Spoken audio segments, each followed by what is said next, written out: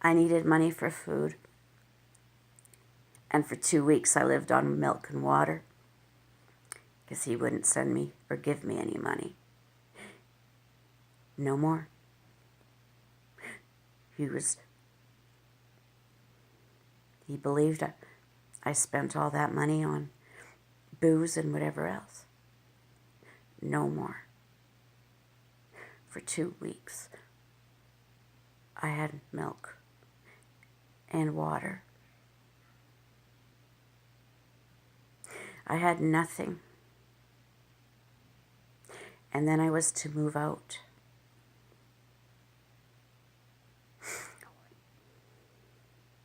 So I packed up all my stuff and I took it to Mary's. He told Johnny to stay with me to make sure I was okay and to stay at the house. And I cried for him every night. And I begged him every day. And he wouldn't talk to me. He ignored me.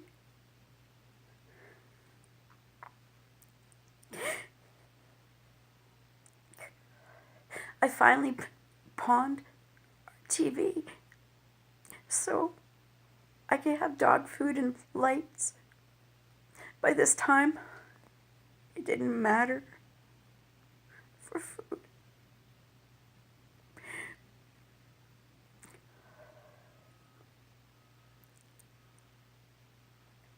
Nothing mattered anymore.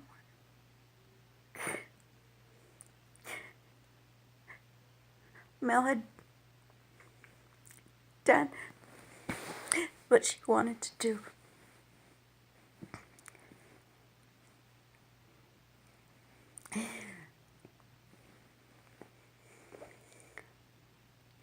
He booked me a ticket to get me out of Utila because he didn't want me there anymore. So when he came back, I wouldn't be there.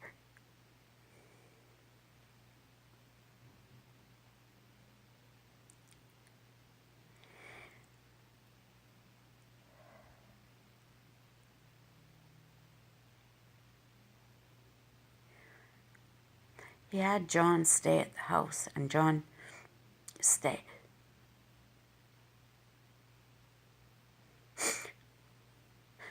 Carlene had asked him, "Why would you stay with her? You know, she said things about you."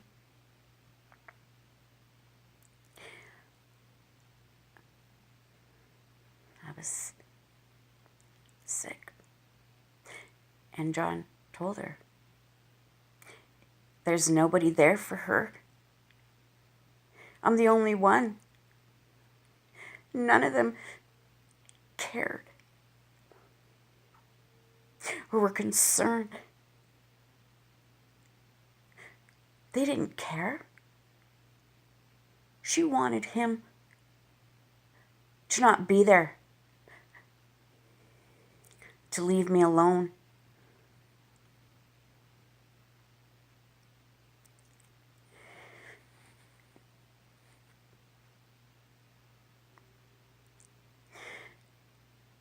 And I cried, and I cried, and I begged, and I begged him.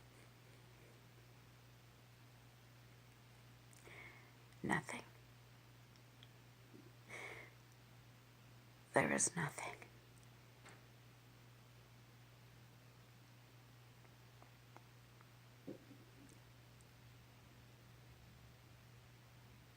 I was nothing. Expendable.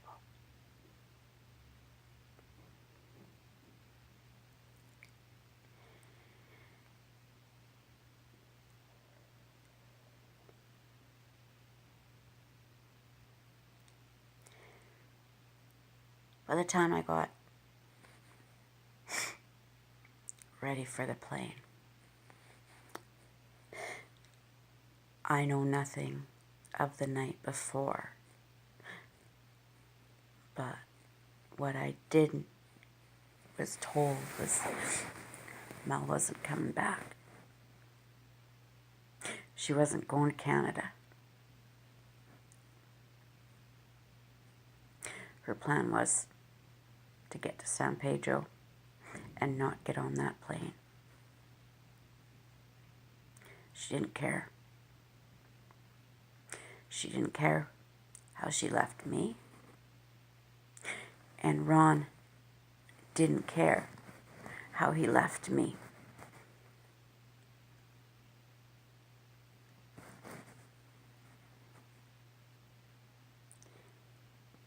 Whatever happened that night with them, I know I woke up to my son calling me, crying, and begging me to come home. I said, of course I'm coming home. I'm getting ready, I'm doing this. But the night before, Mel wasn't coming. So when I got to the airport, or got to Fort Mac,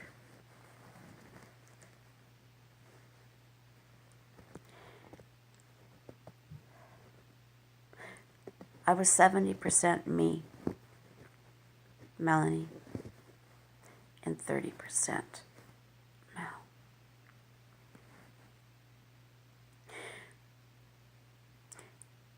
And I was texting to Ron.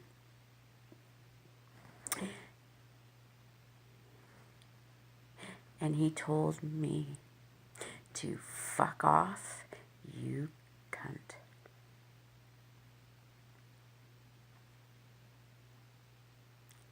But it wasn't Mel. It was me reading that. It was me reading that. Because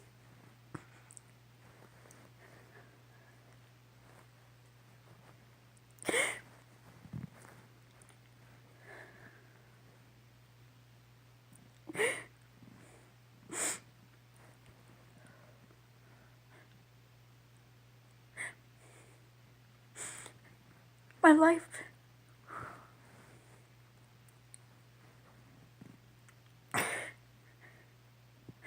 I came back.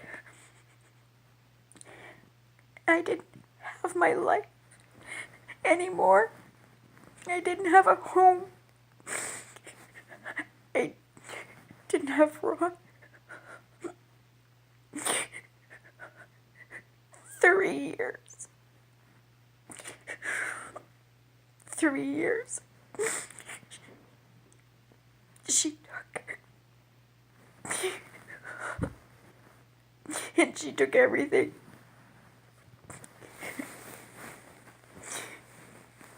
In between her and Ron, the two of them destroyed me. They destroyed me. And she destroyed him.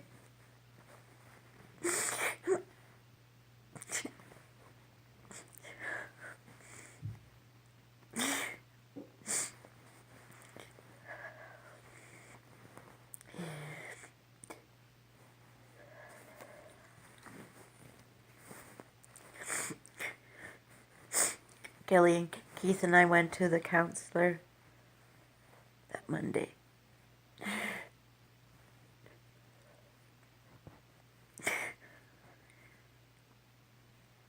And I was finally getting somebody to listen to me.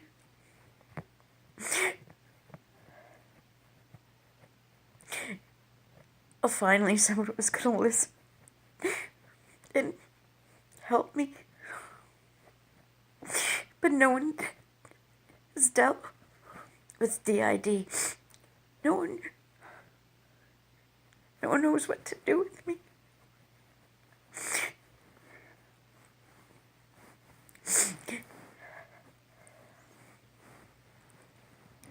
Ron was still working at that house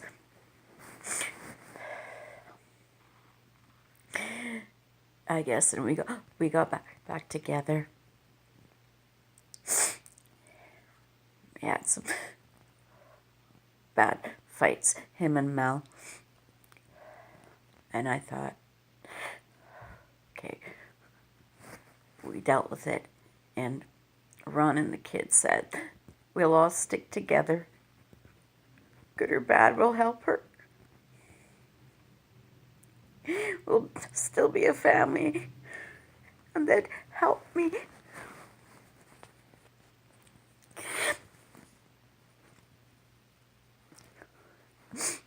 When Ron left Canada, we had our plans. So I thought he had no intention of ever having me come back to Uttila. By the time he got there, he had called me, accused me of sleeping with some black guy when I was working at Relapse. Sleeping with Johnny. I believe that Chino told him all this stuff. And he never spoke to me again. Just bits and pieces. And I died every day. I begged. And I begged him. And pleaded with him.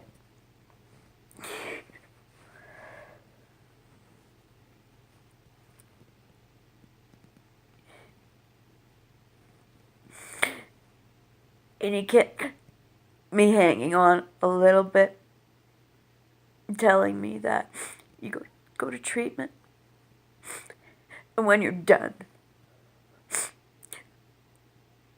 I'll see if I want to be with you. And that kept me hanging on.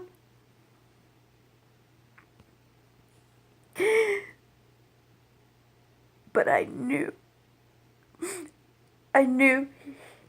he was seeing women. And no, he wasn't. But I seen her text telling him what a wonderful dinner he had for her and how loved and pampered he was with her. Loved and pampered. That's all I did for him. Never once could I ever put Ron's name to pampering me and this woman he did this for.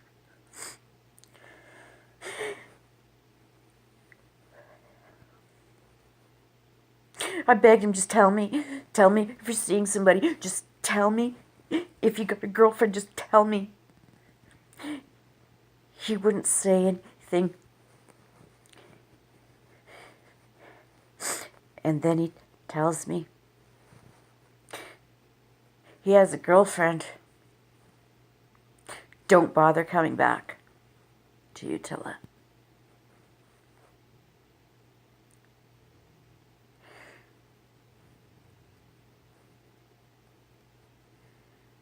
Don't bother coming back to Uttila.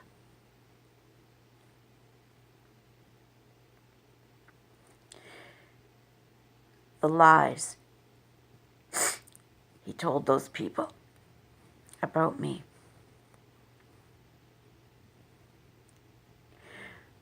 The ones that believed him no longer speak to me. And he has my things.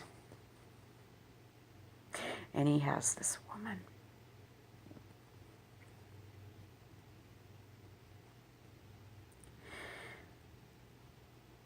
And he thought he was smart. He was able to treat me the way he did, and I would react to him. And I did.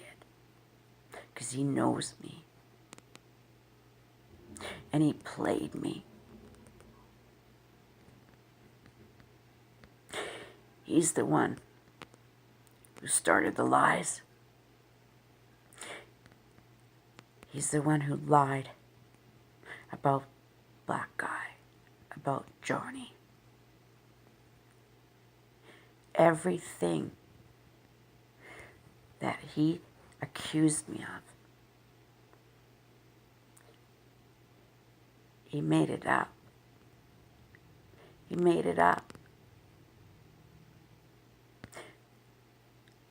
So he could do what he had to do. And he abandoned me again in Canada.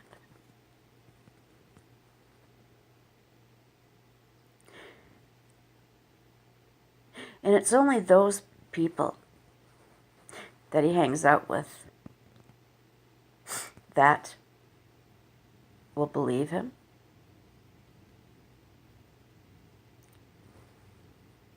And they're not locals.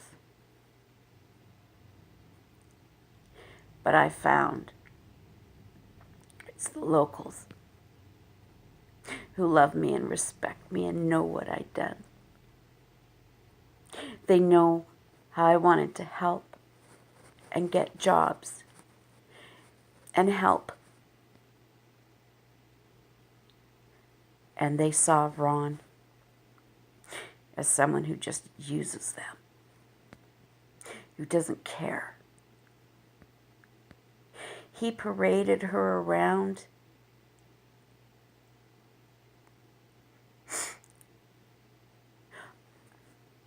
in my and his vehicle.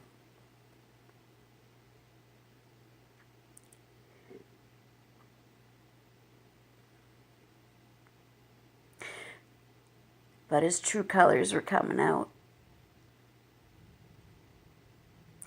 Because everybody looked at him and wondered where I was. And he's got this ugly, skinny, older woman.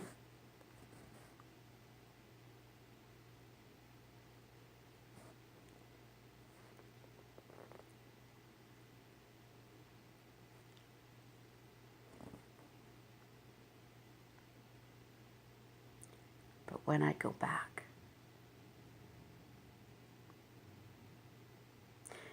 when I'm better, when I'm ready, those people will know what a liar and what a dirty piece of shit he really is. Because I loved him no matter what.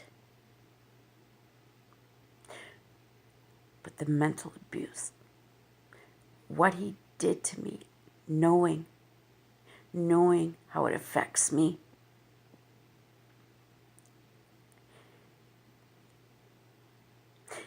People seen him with this woman.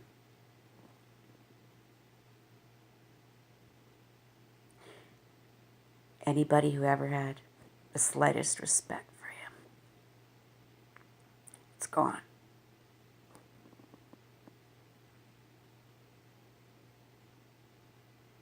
And when people see me come back, when I finally realized the best treatment I could ever do for me was learn to hate him. Because the more I hate him, the stronger I become. The more he disgusts me, the better I feel.